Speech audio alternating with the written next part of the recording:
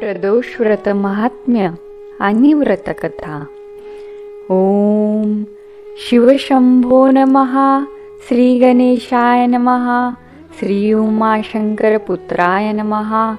हे मयुरेश्वरा लंबोदरा, बुद्धिसागरा विघ्नेश्वरा, पालीच्या बल्लाळेश्वरा, विद्येच्या उपासका, तुझा आशीर्वाद ही जीवनाची यशस्वी शिदोरी. माता विद्यावती सरस्वतीला नमन.